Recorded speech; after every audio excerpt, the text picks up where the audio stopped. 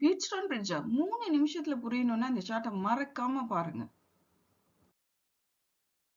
பீச்ஸ்டோன் bridge இன்னுமே ஈஸியா புரியணுங்கிறதுக்காக இந்த பிக்யூஆர்எஸ் ரெசிஸ்டர்ஸ் அண்ட் கால்வனோமீட்டருக்கு பதிலா எக்ஸ்பிளனேஷனுக்காக எலக்ட்ரிக் பல்ப்ஸ் எடுத்துக்கிட்டோம். மற்றபடி இந்த சர்க்யூட்லாம் சேம் தான்.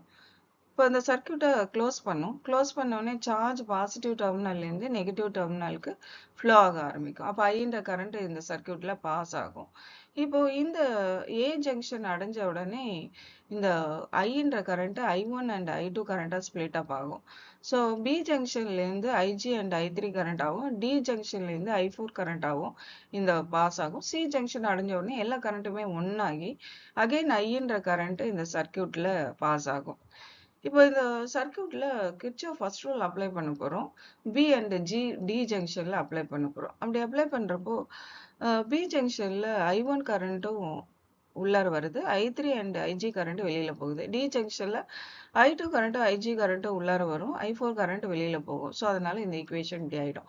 So next Kirchhoff second rule, அதாவது வோல்டேஜ் ரூல் அப்ளை பண்ண போறோம். ஃபர்ஸ்ட் லூப் என்னன்னா ABDA லூப். அதுல வந்து அது கிளாக் வைஸ் டைரக்ஷன்ல ரொட்டேட் பண்றப்போ I2R மட்டும் அது கிளாக் வைஸ் டைரக்ஷனும் கரண்டோட டைரக்ஷனும் ஆப்போசிட்ல இருக்கும். ஸோ அதனால அதுக்கு நெகட்டிவ் சைன் கொடுத்துருங்க. நெக்ஸ்ட் லூப் என்ன சூஸ் பண்ண போறோம்னா ABCDA லூப். அதுல I2Rம் I4Sம் மட்டும் அந்த கிளாக் வைஸ் டைரக்ஷன் கரண்டோட டைரக்ஷன் ஆப்போசிட்ல இருக்கும். ஸோ அதனால அதுக்கு நெகட்டிவ் சைன் கொடுத்துருங்க. இப்போ இந்த பி அண்ட் டி ஜங்ஷன்ல பொட்டன்ஷியல் சேமா இருக்கிறப்போ IG வேல்யூ 0 ஆயிடும். அதனால கால்வனோமீட்டர்ல 0 டிஃப்ளெக்ஷன் வந்துடும். ஏன்னா அதுல கரண்ட் ஃப்ளோ ஆகல. ஸோ அதனால பல்பு ஸ்டாப் ஆயிடும். இப்போ IG வேல்யூ 0ன்ற வேல்யூவை இந்த ஈக்குவேஷன்ல சப்ஸ்டியூட் பண்ணுவோம்.